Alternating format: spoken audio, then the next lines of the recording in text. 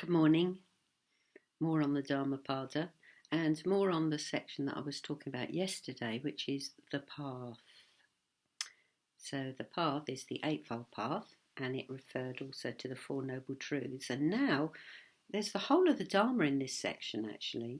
So verse 277 to 279. All things are changing. He who realizes this is freed from suffering. This is the path. All things involve suffering. He who realizes this is freed from suffering. This is the path. All things lack a separate self. He who sees this becomes free from sorrow. This is the path. So we've got the three laksanas here, right there in this section. All things are changing. He who realizes this is freed from suffering. This is the path. I think we imagine that we know a lot about impermanence. And of course we do. We see it all around us. But what is it that we don't understand about impermanence? Because clearly there is something, or we'd be enlightened. So the first thing that we don't really understand is that we too are impermanent. It is easy to see its application to other things, to the weather, the seasons, maybe a friend we haven't seen for a while and they look 10 years older. But do we really see that it applies to us, that we too are impermanent? And we need to be able to see impermanence without it feeling like something to be bemoaning about, something to be upset about. Because actually, if things didn't change, if things weren't impermanent, gosh, just think how scary that could be if everything went on in the same old way. If when times were hard, they were just going to stay hard forever. So, yes, we have to kiss the joy as it flies. And we have to kind of embrace change.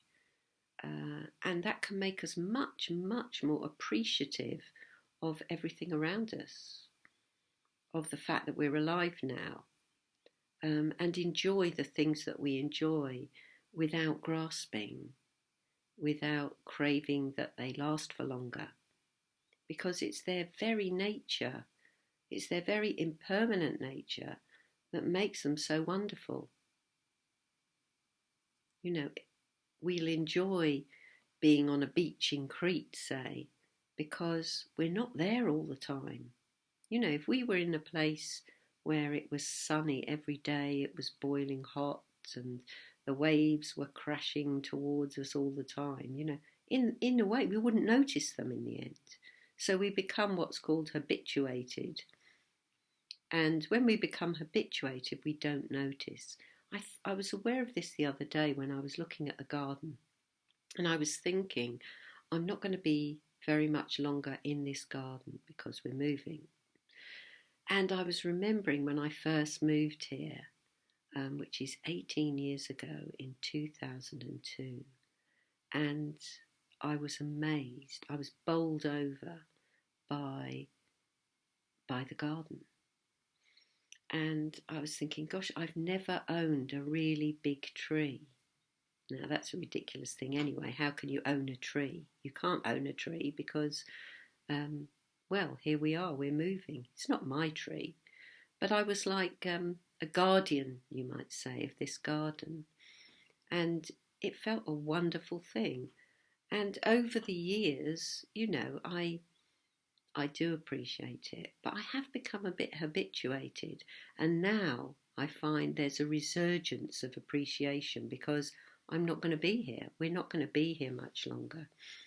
And so at the moment I'm less habituated in that, I've had a bit of a wake-up call. It's like I'm not going to be looking at those trees for very much longer.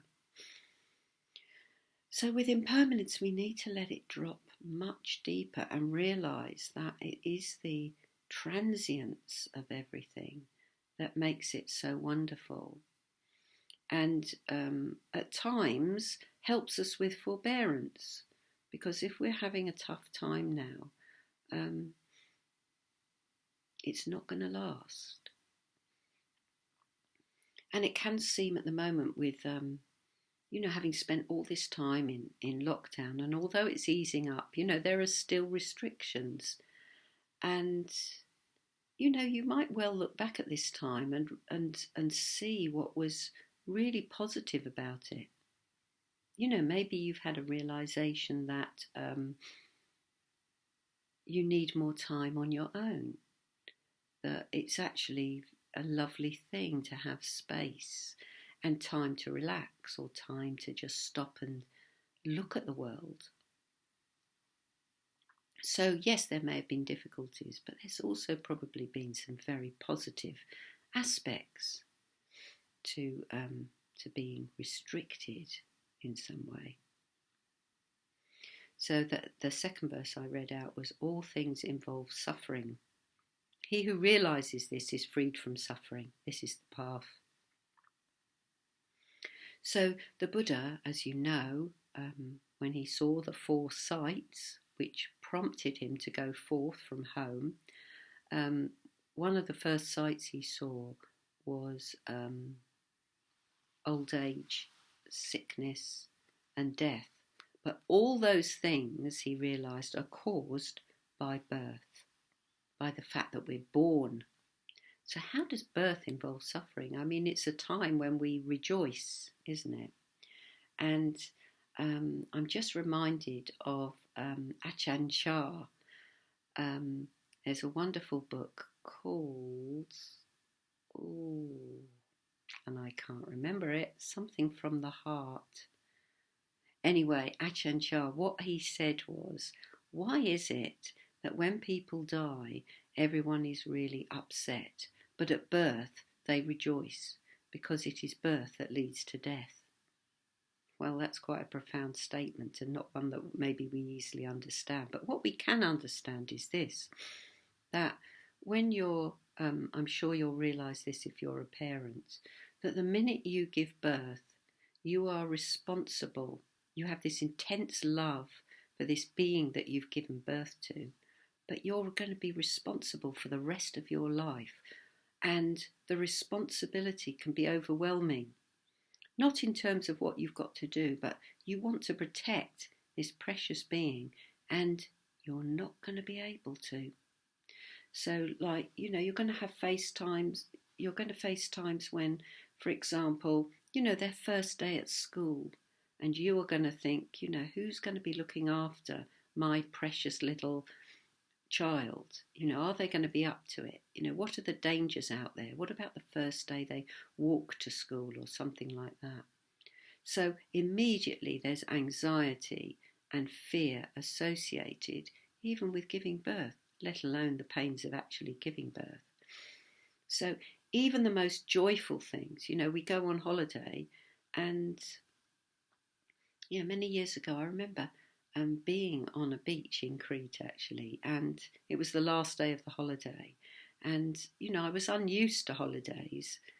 They were a real novelty. I think it was maybe the second one I'd ever been on abroad, and I had a lot of sadness, thinking I'm never going to be here again.